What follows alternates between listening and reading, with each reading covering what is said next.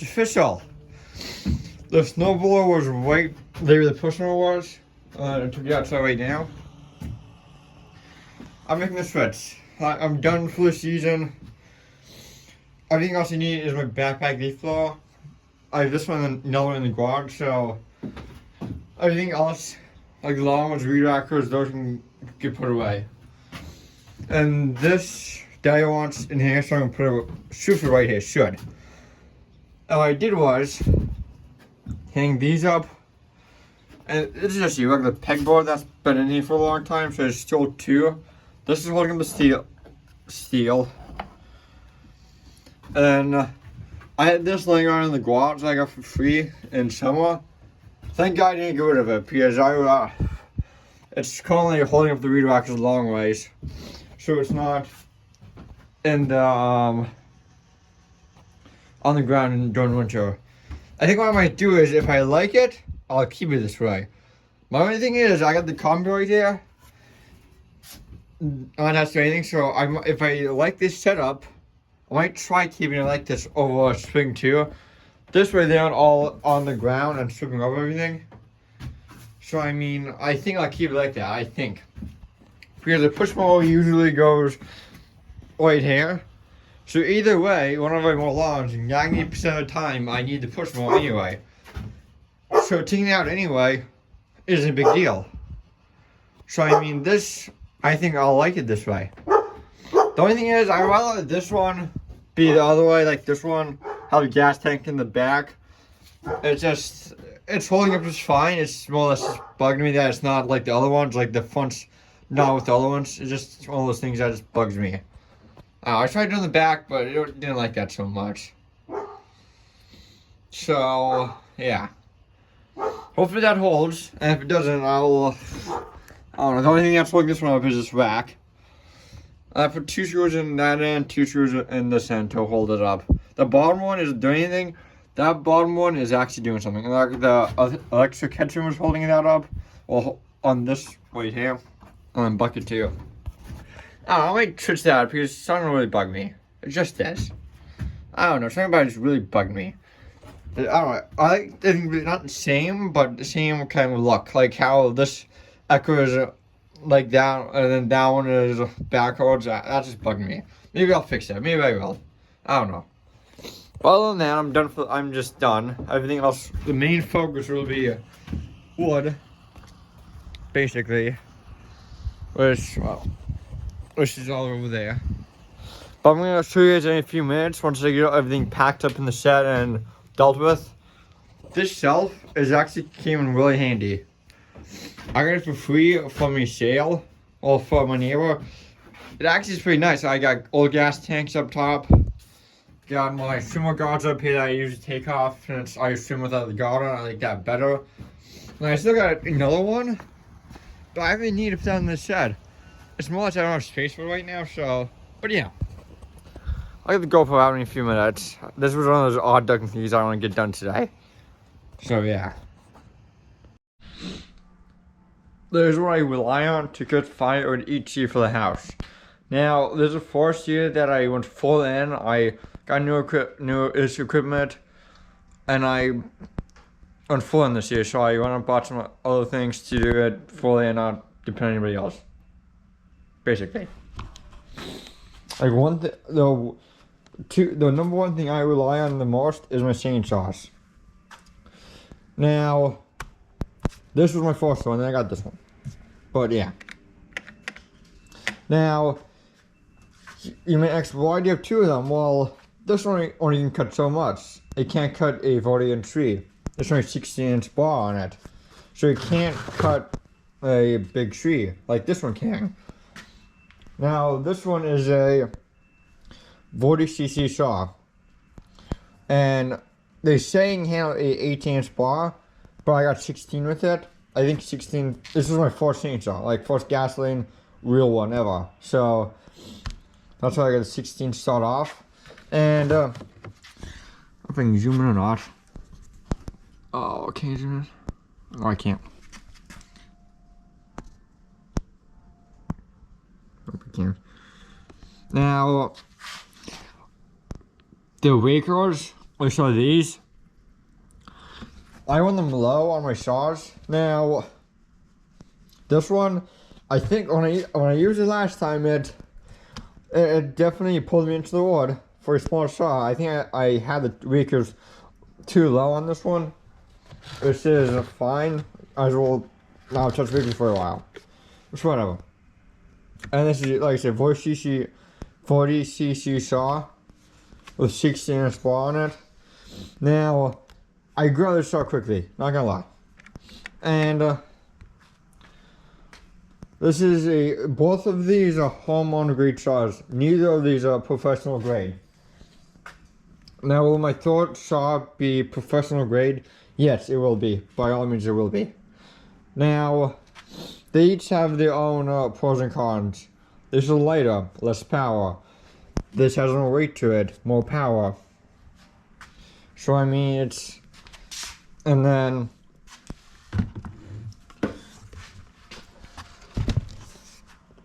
they each have the pros and cons. This one does not have a see-through gas tank. This one does.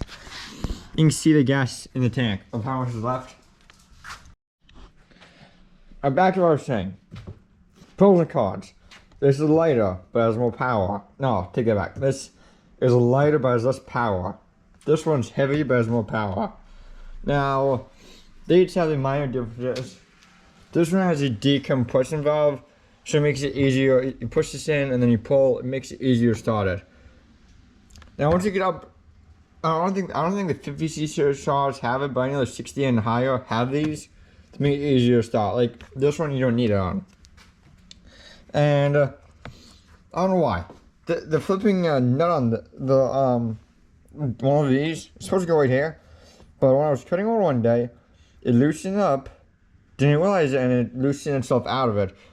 And these are captive bar nuts, so when I pull this off, it stays in there too. And this one wiggled itself out when I was cutting. I know where it's ended up. It's at a dump probably because it happened when I was cutting up the log pile in the field. Which was annoying. And I noticed that these two loosened up too. Luckily I caught these in time. This one I didn't. Now I have these two on, so I could care less about missing one. Not that big of a deal.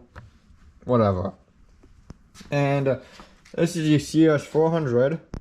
This is the MS311. Now this is a 60cc saw. The minimum power you need for a 20-inch bar is 50cc to a minute there. 50 cc's. Now, you may ask, well, why you're running a 20 if you can handle a 25? Well, so you see the point of putting 20 on I just didn't. Now, this one has a, if I could zoom in, this one has the extra waker. I can tell. Extra waker. So instead of just have one, there's two next to each other, and that's for safety reasons. This is a safety chain.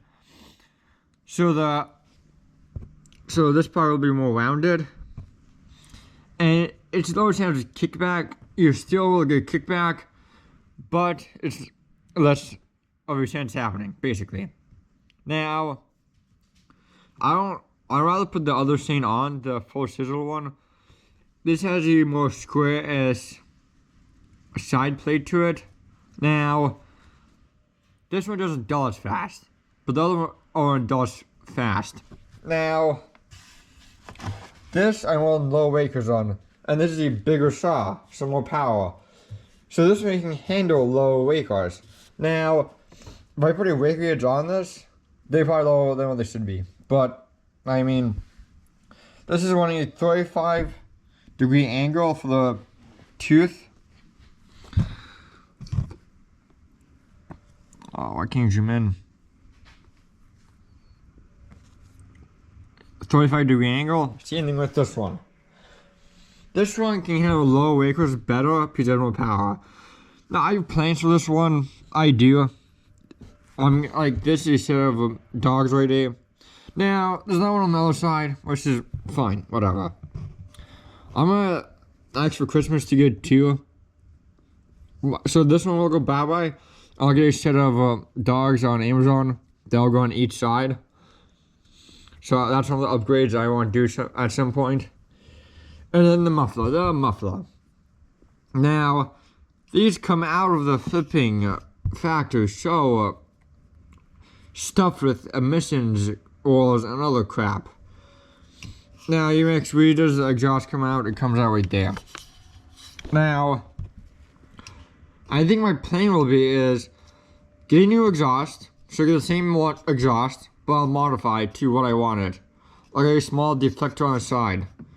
So all the emissions crap that's inside this engine, inside this muffler, I'll get rid of, basically.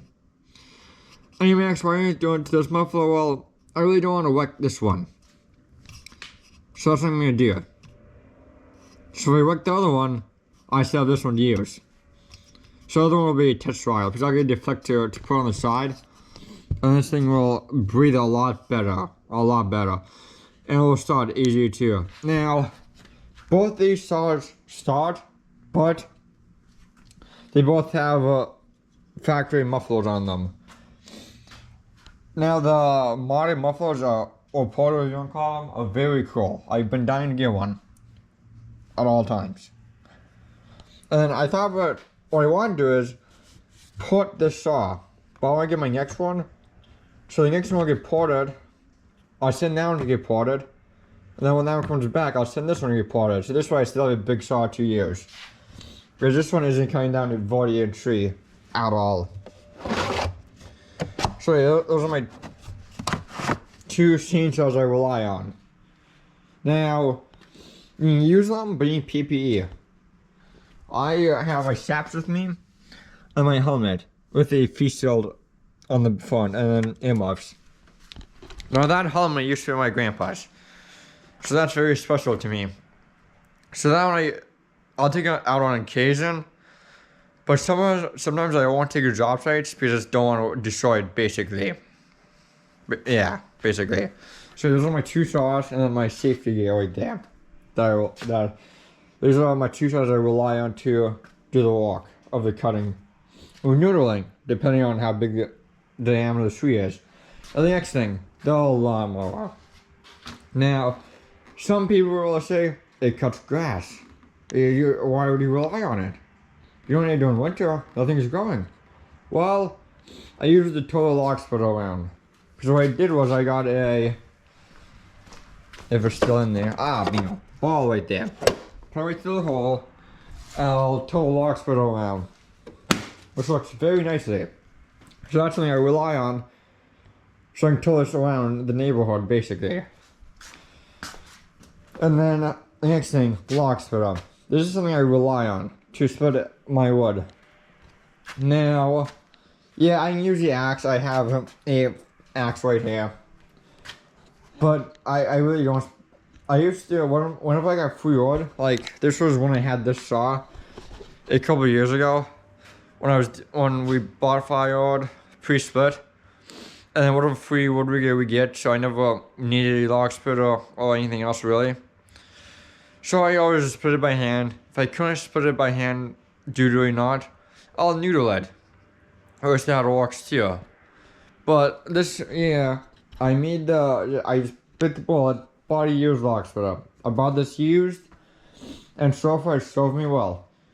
The only thing I had to do was put pipe go on these threads, just so, and then the bottom one where it connects to the pump. Because there was leaking oil, hydraulic fluid, which wasn't that much. It was a simple fix, nothing difficult, didn't have to replace anything. And then the coupler that connects the pump. So this right here, this is the old one. That connects the pump to the drive shaft of the engine. So that had to be replaced. But that was a simple fix, like $40 to replace this. So whatever, not a big deal. And this can flip up vertically too. Then you got your lever, your reds. Now, you'll hold it down to go forward, but when you push it back, it'll bring it back itself, and then auto retract back to neutral. So yeah. And this is my grinder top and chainsaw change. Now when I'm in the field, I'll hand fire, I just will. Because there's been days where I'll cut for a few hours and you do not want your chain to get dull. You just don't. So I usually will soften mine after each tank. That's usually what I'm doing. Each tank I'll soften them or touch it up, blah blah blah.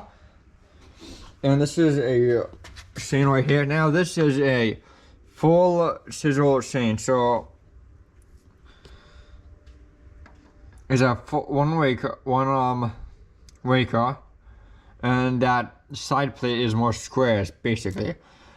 Now this I only 30-degree angle on. Because like I said, this dulls faster, so I prefer a 30-degree angle on this one. That's what I want on this. And since the other one is a safety chain, I want 35. And then, I mean, if you're saying, if you can't do anything else if you don't got gas. Now I want ethanol-free gas, and I got my oil all right there. Now I want VP oils 50-1 ethanol-free. Now I don't use my chainsaws every day. I just don't. So there's no reason for me to buy the flipping pump gas. Now, if I use them every day like a street service, I could get by with that. But since I haven't touched them in a few weeks, so this way I know the fuel is still good in them. I don't have to worry about the fuel going bad. Now this, I want pump gas in it. I just do. And I don't know where a fuel station is that sells ethanol free. So I want pump gas. Now, I've been using this every weekend. So whatever. I did not use it this weekend because I'm out of gas. So I'm gonna use this weekend, but whatever. And then it's raining outside. Basically too, so I can't really do anything. This morning I switched the shed around as you just saw. So yeah. And then I'll put, if I don't use for long periods of time, I'll put stabilizer in it. That's what I do with my weed whackers and blowers in fall and winter, and it's never failed me at all. I don't recommend stable at all either. I don't recommend stable. I recommend ethanol sealed or mechanic in a bottle. And then this is grease. What you should do on if your lock splitter is this same bowl right here, where this glides back and forth on. Spray this on it. This way it's lubricated and it's not rubbing against metal and all that stuff. I mean it is, but this way it's a smoother surface between metal to metal contact. So greasing that chamber up will help the lifespan of it too. Now, right now it has a door and all the crap in it from last time's filling session. So at some point I'll blow it off, and next time I use it I'll blow it off and everything else. If it wasn't raining outside, I would show you an update of the wood pile, but it's raining, so I really don't want to go outside in the rain at all. But yeah. Now, I could have went more detail into chainsaws, chains, bars, gas, all that stuff.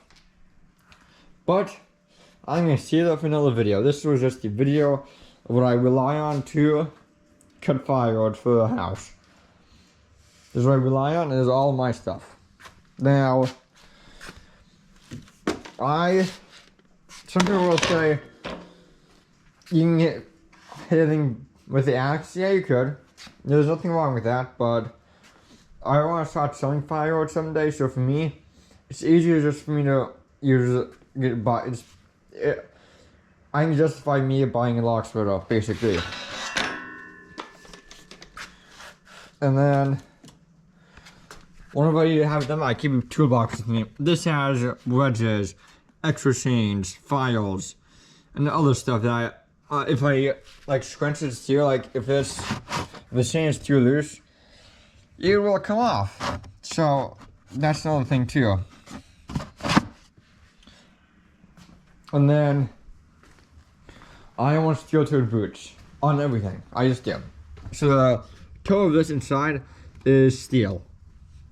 So this way, if a chainsaw decides to touch your toe, it doesn't cut it. It says touches metal, and that protects you basically. And these are my other pair of boots too. These are regular style boots. And these are my logger style boots. Now, these are steel toed too. From now on, I buy steel toed boots. Everything's steel toed. Even my school boots, I buy steel toed. I rather prefer steel toed, basically. And my logging boots, I use these when I'm splitting, cutting firewood for extended periods of time. This is what I like on my feet. But for everything else, landscape and lawn care, these are what I use. Now, these have seen better days. These are basically ripped up, torn up. I have new ones in my closet, but I don't know. I still like to wear these. Some people will say, put on the new ones if you have some. Well, they still function just fine for me. If anything, I'll put the new ones on during spring. So yeah, that's what I rely on to do firewood each year. Now the next, and then yeah, that's what I rely on. Now, will I at some point do a full detailed video about chainsaws? Yes, but that's not today. Today's video is just about what I rely on to split firewood for my house. Now, will I start selling some someday? Yes, at some point I will. But yeah, and then lawn care landscaping, I'm done for the season. Everything's put away. And then over winter I got things I'm gonna have to work on to the building next year. So yeah, everything's put away. Once I'm done towing this around, I'll put gas stabilizer in this too. Now if I had just logs in my driveway, would I take this out? Not one bit. I would just reel it out the driveway into the driveway. Out the garage door to the driveway. I don't know about towing it from garage 2 feet into the driveway. But yeah, that's what I rely on to do fire each year. Hope you enjoyed. Catch you on the next one.